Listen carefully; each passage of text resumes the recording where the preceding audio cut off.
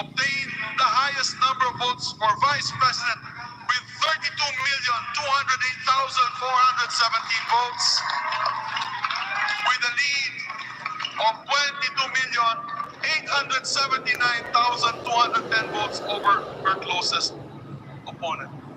Allow me to add, Mr. President, matagal-tagal na rin po ako sa politika. Maraming eleksyon na rin po ang aking napagdaanan, both local and national elections. At ngayon lang po ako nakakita nitong dalawang kandidato kapag nagmo-motorcade ay kilo-kilometro po ang taong nag-aabang. Sa kainitan ng araw at hindi alintana ang init. May mga rallies din po kami na kasaganan ay nag-uulan at nananatili po ang tao. Yan ang masasabi natin, umulan na tumaraw man ay kasama pa rin po natin ang ating mga kababayan. May mga kaugnayan po tayo na pamilya ang nag-aabang at nagdadala pang sariling baon para sa kanilang tanghalian. Mga galing sa kanayunan, Mr. Speaker, Mr. President, talagang nakakamangha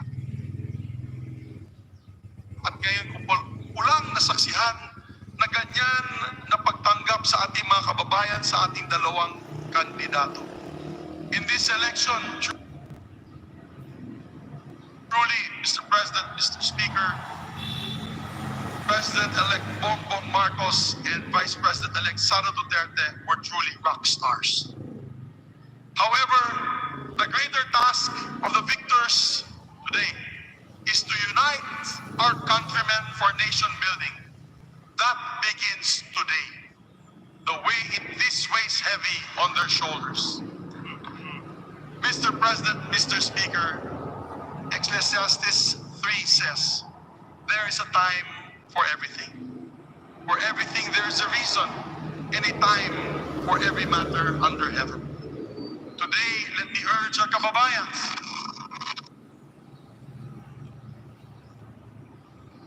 ating mga kababayan na nakikinig po na yun, that it is a time to heal from this divisive campaign.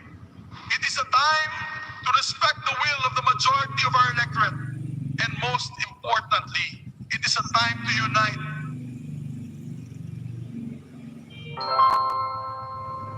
For the welfare and progress of our people and rally behind our flag and our country.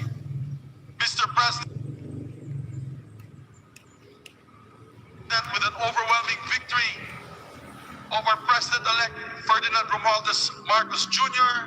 and Vice President Inday Sara Duterte, I am convinced that the Filipino electorate needed the clarion call to unite for progress and to get out of the suffering caused by the COVID-19 pandemic. It is a resounding affirmation of the Filipinos' desire to move forward and jumpstart our economy. And finally, today is a triumph of our democracy. Mabuhay ang ating demokrasya. Maraming salamat po.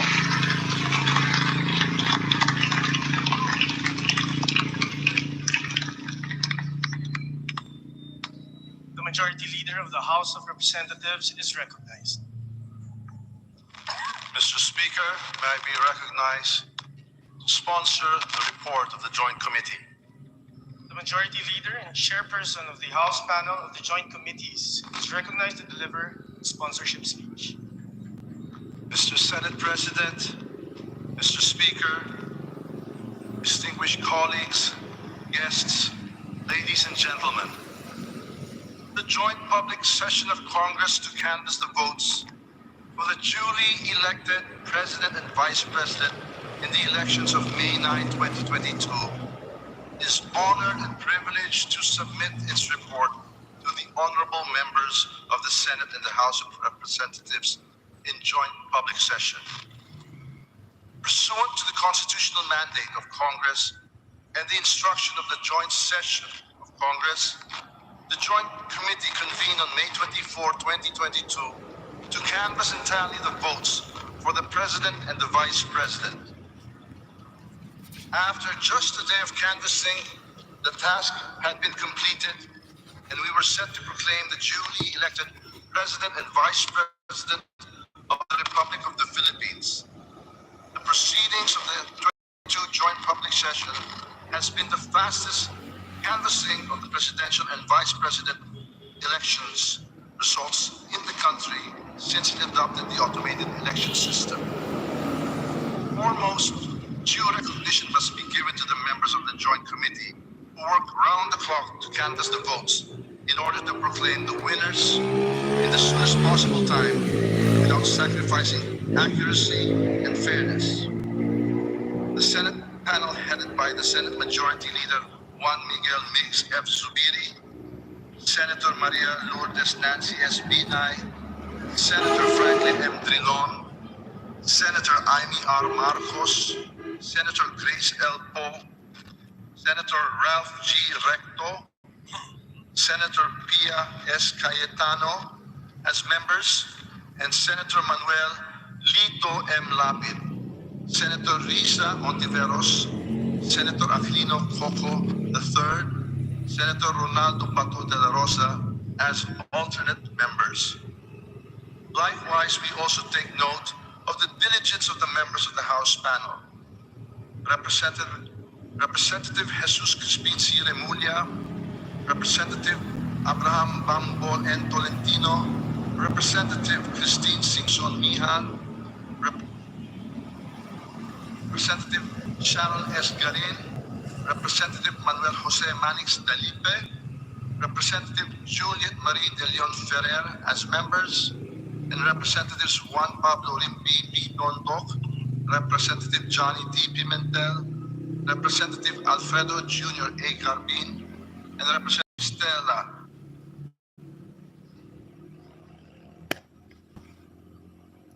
Luz A. Kimbo as alternate members. Credit must also be given to the officers and staff of the Commission on Elections who were able to immediately respond to the directives of the Joint Committee to explain the missing physically delivered COCs.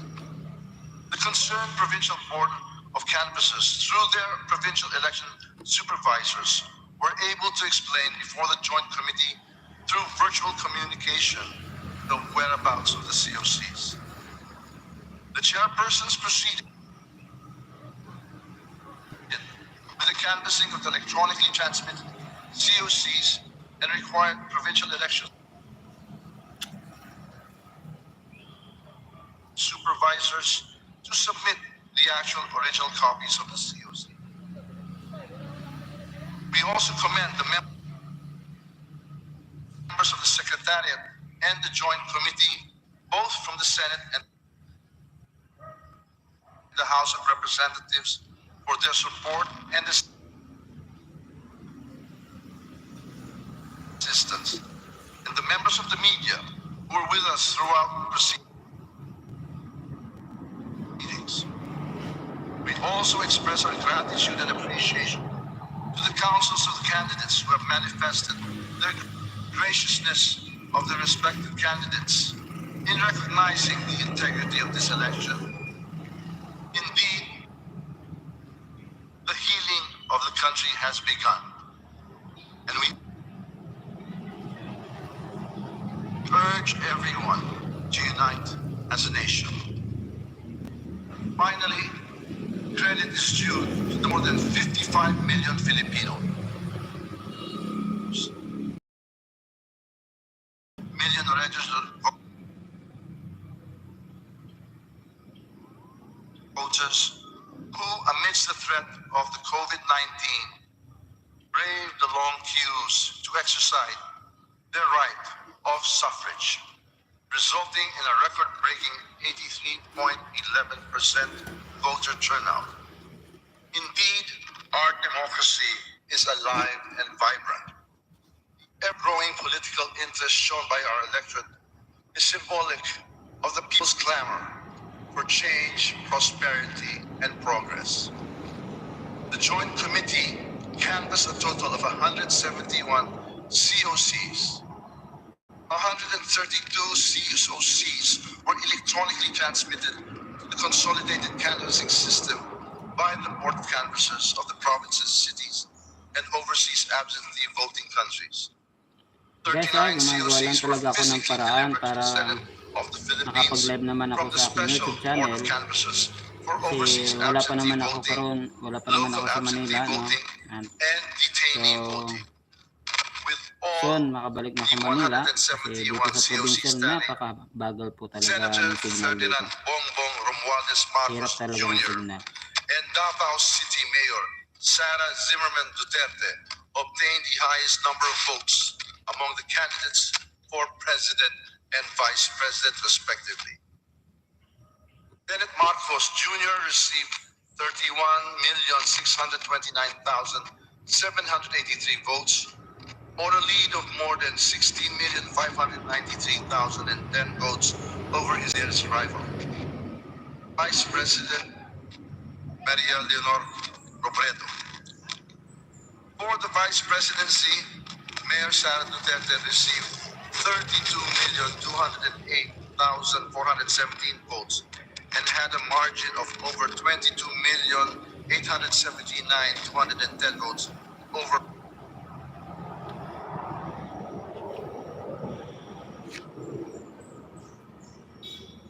her closest rival, Senator Francis Nepomuceno Pangilinan. The 2022 electoral campaign period has been polarizing, with the country reeling from the impact of a global pandemic and other major calamities and disasters. It was evident that the nation was divided as to what direction to take in order to move forward. But the majority has spoken.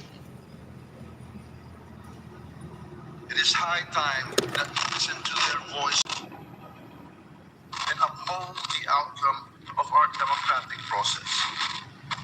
Let us heal the wounds of the political division, brace ourselves for the challenges ahead, and move forward as a strong and united Philippines.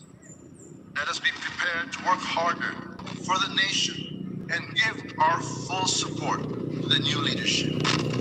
At the end of the day, we are all Filipinos, and we want nothing than to see our beloved nation chart its own course and ultimately triumph. On this note, I urge the members of the Senate and the House of Representatives in this joint public session to approve the report of the Joint Committee embodying the resolution of both houses proclaiming Honorable Ferdinand Bongbong Romualdez Marcos Jr. as President and Honorable Sara Zimmerman as Vice President of the Republic of the Philippines. Maraming salamat. Mabuhay ang Pilipinas at ang buong sambayan ng Pilipino.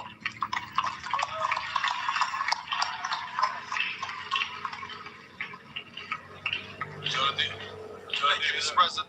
Mr. President, out of my excitement of my speech, I forgot to make the same motion. On the part of the Senate panel, Mr. President, we respectfully recommend to Congress, as the National Board of Canvassers, in joint public session, approving the report of Joint Committee and Resolution of both Houses. Number 1, declaring the results of the national elections held on May 9, 2022 for the office of the President and Vice President, and proclaiming Ferdinand Bongbong Romualdez Marcos and Inday Sara Zimmerman Duterte as the duly elected President and Vice President of the Republic of the Philippines. I so move, Mr. President.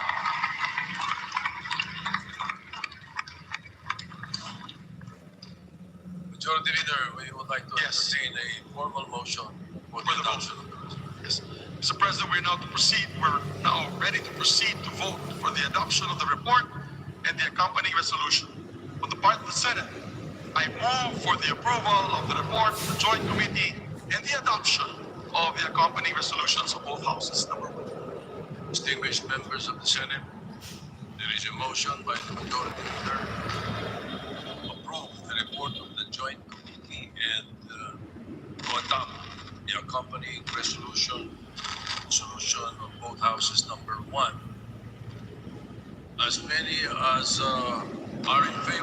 resolution, please say aye. Aye. As many as are against, please say nay.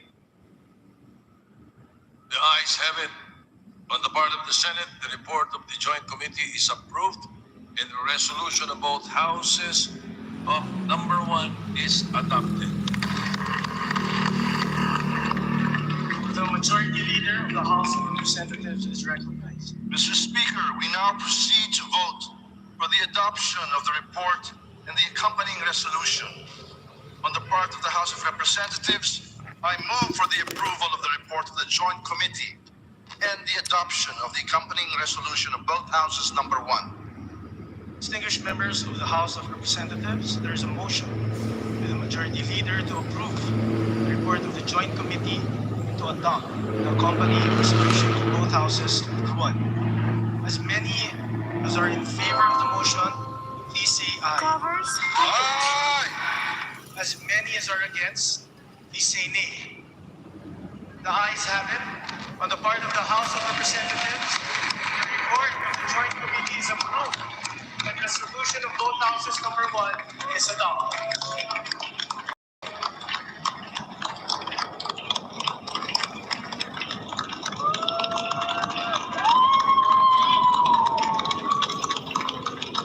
Ayan na guys, no? Si Bongbong Marcos ay inaantay na lang natin guys, no? Pasensya na po kayo. Kasi wala tayo sa Manila, nandito lang tayo sa probinsya. Gumagawa lang tayo ng paraan para ma-live natin sa ating sariling YouTube channel, no? The Majority So, Leader of the Senate is Yung recognized. guys, antay-antay lang po tayo kasi Thank you very much, Mr. President. On the antay part lang. of the Senate, pursuant to the adopted resolution of both houses number 1, I have the honor to move for the proclamation of the duly elected President of the Republic of the Philippines and the duly elected Vice President of the Republic of the Philippines. It was in a blank. It was Yeah. blank, Mr. President. I wanted to make sure that one was not ahead of the other. So I was worried about that blank. I have it. Thank you, Mr. Is President. there any objection? The chair hears none. On the Bawi part na of lang the ako Senate, guys, bawi na lang ako I guys pag proclaim nasa Manila na ako. Ferdinand Romualdez Marcos Jr. as the duly elected President. Yun. And Sara Zimmerman Duterte as the duly elected Vice President of the Republic of the Philippines. Oh, si Ma'am Imelda Marcos. Majority Leader of the House of Representatives is recognized. Mr. Speaker, on the part of the House of Representatives and pursuant to the adopted resolution of both houses number 1, I have the honor to move for the proclamation of Ferdinand Bongbong Romualdez Marcos as the duly elected President of the Republic of the Philippines and Sara Zimmerman Duterte as the duly elected Vice President of the Republic of the Philippines. Is there any objection? The chair hears none. On the part of the House of Representatives, I proclaim Ferdinand Bongbong Romualdez Marcos Jr. as the duly elected President of the Republic of the Philippines and Sara Zimmerman Duterte Carpio as the duly elected Vice President of the Republic of the Philippines.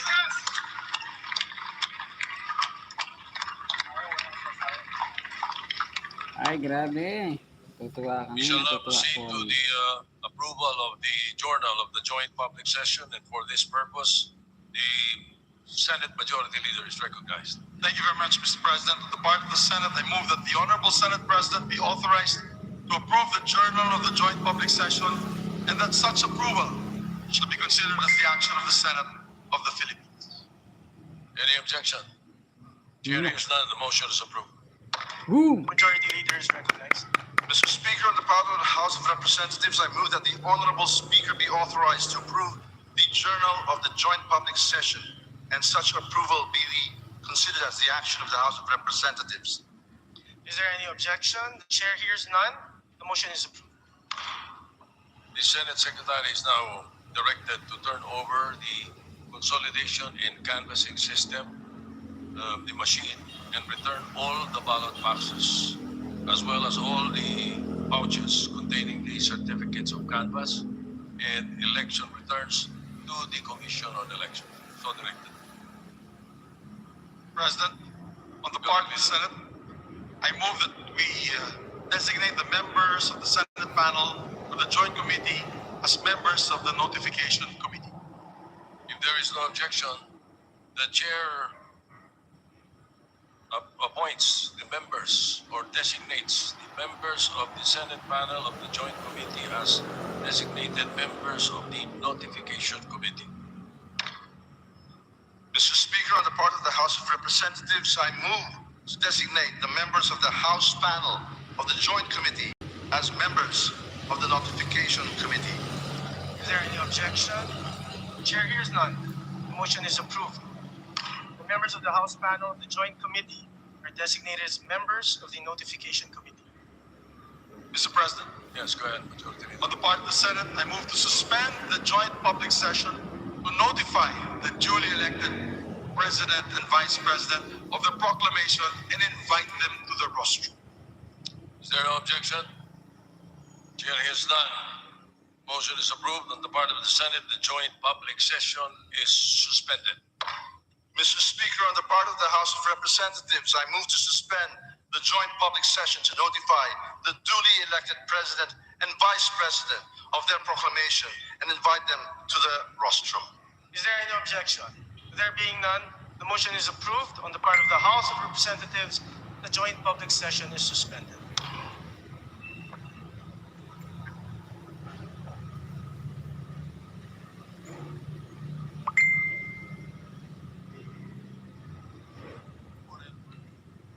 Ayan guys, no, nagsisimula na buksan ang pintuan at i-welcome si Bongbong Marcos at si Sara Duterte. Ayan na po nagsisimula na po ang kanilang congratulate, no? At niantay na lang natin na sila ay mayo, no? As now is congratulations for Bongbong Marcos, no? Na talagang it's a will of God talaga na siyang maging presidente ng ating bansa. At even sa ating Vice President na talagang pinagtugma ang kanilang layunin para maging isa at united ang ating bansa. So yun napakaganda talaga ng ginawa ng ating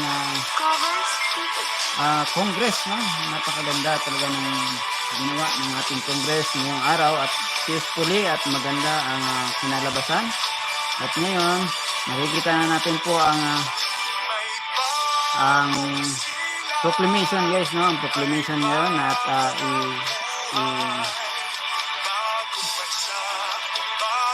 ayan na po, guys.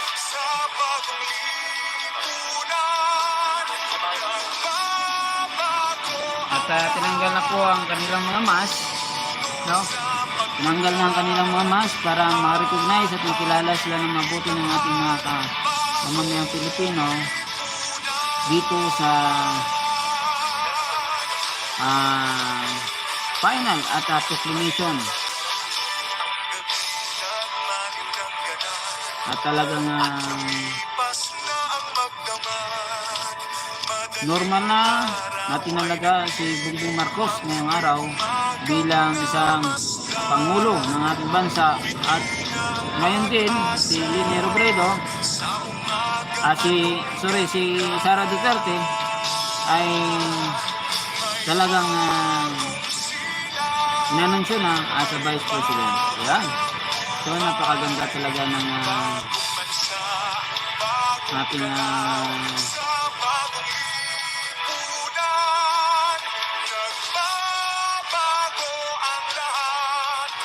so yan ang ating mga kasamahan sa ating BBM headquarters, nandun na sila, no? Nagsasayawan nagsasaya na nag-i-enjoy na sila ngayong gabi, No? So yun guys ha.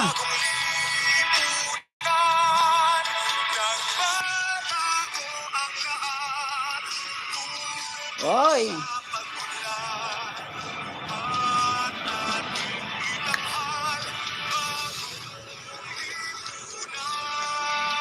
Ayan lang guys ang aking magagawa sa ngayong araw, no. Nandito tayo sa school, no, ng bago sindangan ng Sambuanga del Norte, no.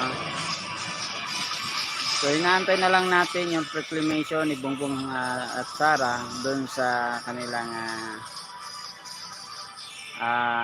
proclamation, no. Congratulations sa ating bagong pangulo guys, no. Maraming salamat sa inyo guys, no, na walang sawa sa pagsuporta kay Bongbong Marcos, no. At masaya tayo na naiproklama na si Bongbong Marcos ngayong gabi. At ngayon ay inaantay na lang natin sila na pumunta doon sa pinaka main, no, at itaas ang dalawang kamay ni Bongbong Sara at ito na ang simula ng kanilang trabaho bilang isang unang pangulo at vice president, no. At natutuwa tayo sa panahon ito at makikita natin kung ano talaga ang gustong gawin ni Bongbong Marcos sa kanyang pagsisimula sa kanyang pagupo bilang isang pangulo ng presidente. At balang araw, no, I hope so, no, magkita-kita tayo sa Metro Manila dahil ang gagawin po natin ay makikita nyo rin po ako sa Malacanang soon, no. At sana po ay maalaw na mabigyan na kami ng accreditation bilang isang mga vlogger, lalo na sa lungsod, no, ng Zamboanga, dahil kami mga vlogger ay nag-iiba't ibang spread out sa bawat lugar, no. At masaya po kami at nabigyan kami ng pagkakataon ni presiding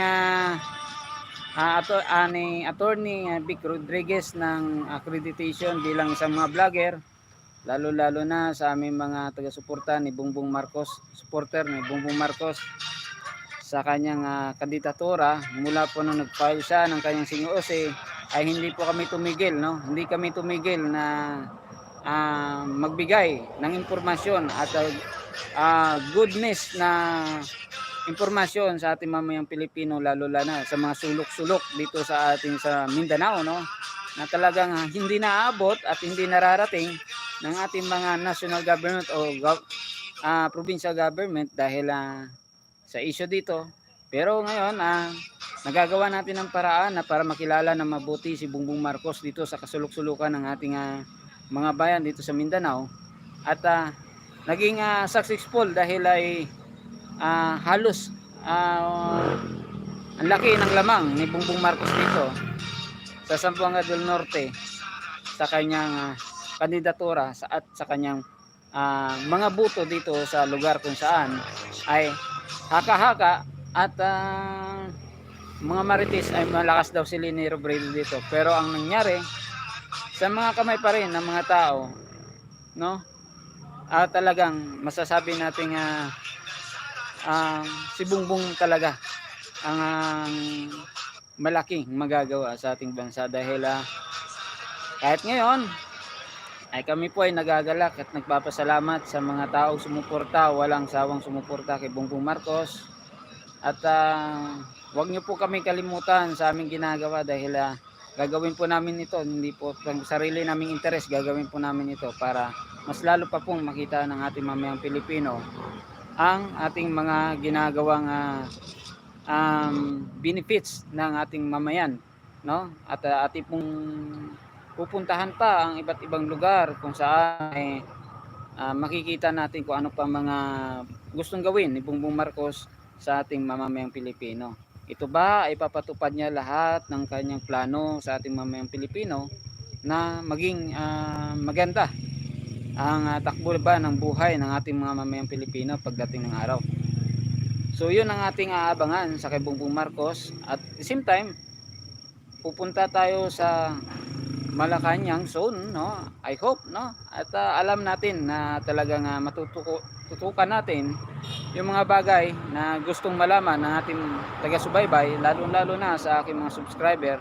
Ako ay nagpapasalamat sa inyong mga subscriber dahil kung hindi dahil sa inyo ay hindi ko rin ito magagawa para sa ating mga mamayang Pilipino. Pero nagpapasalamat ako sa inyo guys, no? Kahit papaano dito sa provincial ay napakahina talaga ng signal dito kung tutuusin, no? So ang ginawa ko rito, nagpalit ako ng aking SIM card para magamit ko ng maayos ang pagla-live ko, lalo sa ang pinakamalakas lang dito talaga ay Globe, no? So yun ang aking ginagamit as of now. Nag-start ako today sa aking pagbablog dahil this is the day of proclamation na talagang ipoproklama na si Bongbong Marcos at Sara Duterte sa kanyang kandidatura, sa kanyang Pangulo at Vice President, no, ni Sara Duterte. So yun, napakaganda ng ginawa ng ating mga congressman peacefully, ating mga kapulisan sa Metro Manila, sa Quezon City na naka-deploy, ay talagang nagpapasalamat tayo sa kanila, sa kanilang pagpupursige, no? At sa ating mga kabataan na sana wag naman kayong malulong sa mga maling impormasyon tulad ng mga ginagawa ng ating mga aktivista, no? Nilalason po ang inyong mga isipan, no, para kalabanin ang ating government. So sana naman, no, ay makita nyo rin po ang mga kabutihan ng ating ginagawa ng ating mga government official, lalo na sa pag-upo ni Bongbong Marcos. Huwag nyo naman siyang ipitin sa kanya, ay dahil si Bongbong Marcos ay maganda ang kanyang programa para sa ating mamayang Pilipino. At yun po ang ating aantayin at aabangan sa kanilang pag-upo bilang isang pangulo ng ating bansa, no? Sa inyo dyan guys, magandang gabi sa inyo dyan, maraming salamat sa inyo kahit isa lang po akong viewers ngayon, no? Pero I hope gaya ng sinasabi ko, bila kami mga vloggers, no, dito sa Metro Manila, pag dito sa probinsya mababa talaga ang aming mga viewers kasi wala dito ang pinaka main event, no?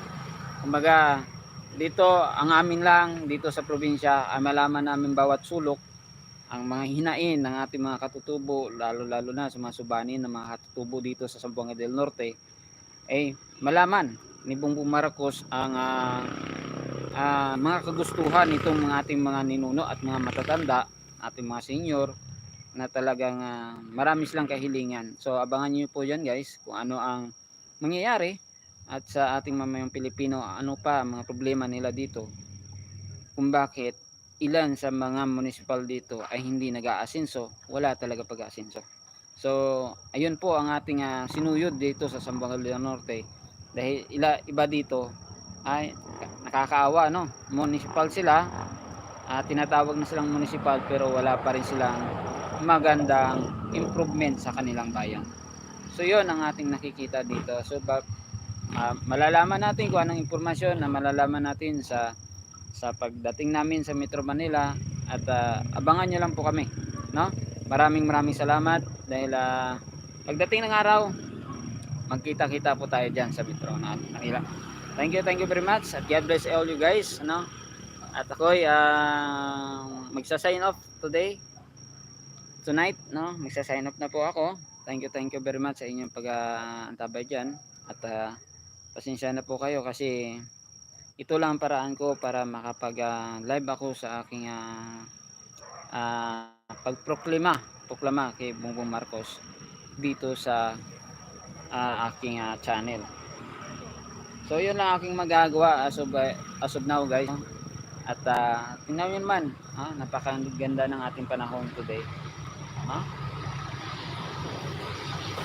so maraming salamat sa inyo. Kung wala kayo, wala rin din po ako, no?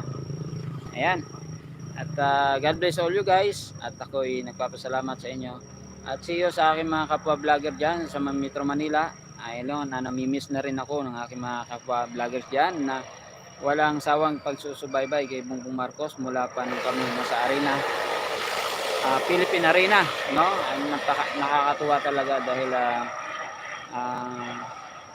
ang dami namin talaga, sobra, mga unity team, Goldfish. Yan, shout out sa ating mga kaibigan ng mga Goldfish team ng BBM Unity Team.